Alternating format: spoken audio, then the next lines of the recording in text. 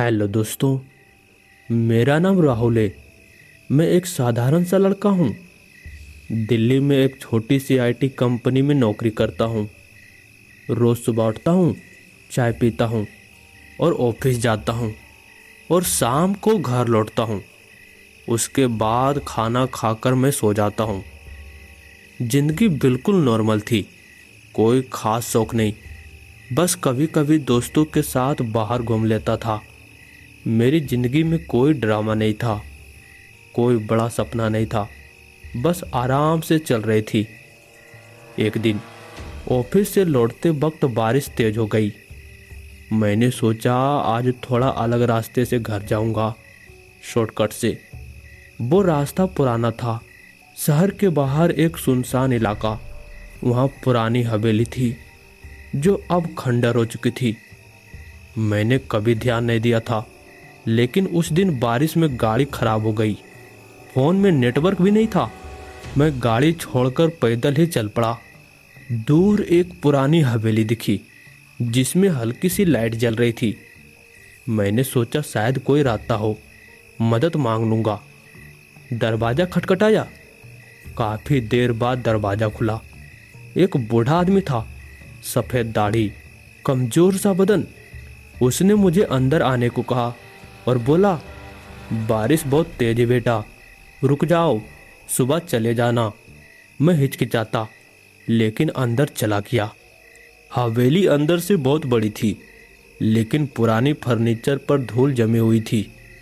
बूढ़े ने मुझे चाय दी और कहा, यहाँ अकेला रहता हूँ, मेरी बीवी और बेटी बहुत साल पहले चले गए।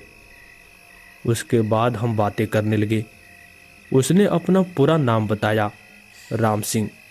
उसने पुराने ज़माने की बातें सुनाई, कैसे ये हवेली उसके दादाजी की थी, कैसे यहाँ बड़े बड़े पार्टी होते थे। मुझे अच्छा लग रहा था, पहली बार किसी अनजान से इतनी देर बात कर रहा था। और रात हो गई। उसने मुझे एक कमरे में सुलाया। कमरा बड़ा था, बड़ी सी खिड़की, पुरानी पलंग। मैं सो गया। आधी रात को मेरी नींद खुली। मुझे लगा कोई मुझे देख रहा है। मैंने आंखें खोली तो कमरे में अंधेरा था, लेकिन खिड़की से चांद की रोशनी आ रही थी। मुझे लगा कोई कोने में खड़ा है। मैं डर गया, लेकिन सोचा शायद सपना है, और फिर सो गया। सुबह उठा तो बूढ़ा चाय लेकर आया। मुस्कुरा रहा था।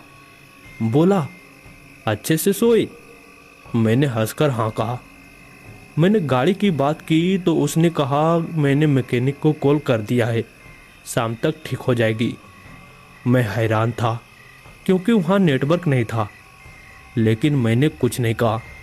दिन भर हम बातें करते रहे। उसने हवेली घुमाई। एक कमरा बंद था। मैंने पूछा तो बोला, वो मेरी बेटी का कमरा है, कोई नहीं जाता। शाम को गाड़ी ठीक हो गई। मैंने बूढ़े को धन्यवाद कहा और चल पड़ा। घर पहुंचकर सब नॉर्मल हो गया, लेकिन अगले कुछ दिनों में मुझे अजीब लगने लगा। रात को सपने आने लगे। सपने में वही हवेली, वही बूढ़ा और एक लड़की। लड़की का चेहरा साफ नहीं दिखता था, बस वो मुझे बुलाती थी। मैं डरकर उठ जाता। एक हफ्ते बाद मैं फिर उसी रास्ते से गुजरा। हवेली फिर दिखी। इस बार लाइट नहीं जल रही थी। मुझे कुछ अजीब लगा। मैं रुक गया और अंदर जाने की इच्छा हुई। मैंने गाड़ी पार्क की और अंदर गया।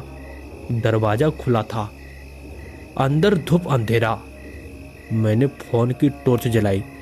सब वैसा ही था, लेकिन बूढ़ा कहीं नहीं दिखा। मैं चिल्लाया, अंकल, पर कोई जवाब नहीं। फिर मैं ऊपर गया। वो बंद कमरा अब खुला था। मैं अंदर गया। कमरे में एक पुरानी तस्वीर थी।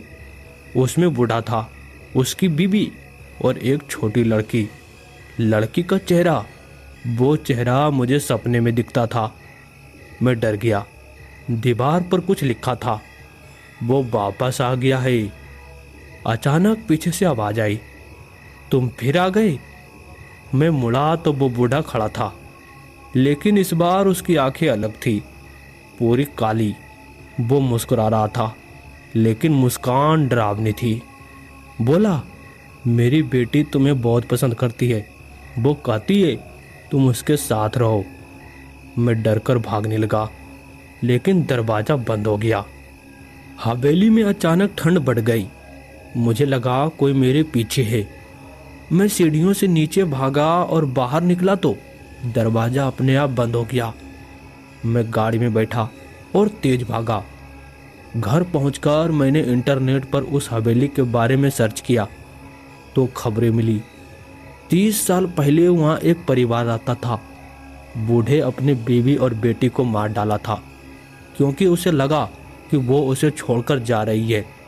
फिर उसने खुद को भी मार लिया। उसके बाद कोई वहाँ नहीं रहता, हवेली खाली पड़ी है। तब से मैं उस रास्ते से कभी नहीं गया। लेकिन रात को कभी कभी मुझे लगता है कोई खिड़की के बाहर खड़ा है, कोई बुला रहा है। कभी आईने में झांकता हूँ तो पीछे कोई साया दिखता है। मैं अब अकेले नहीं सोता। और सबसे डरावनी बात, आज सुबह मेरे फ़ोन में एक तस्वीर आई।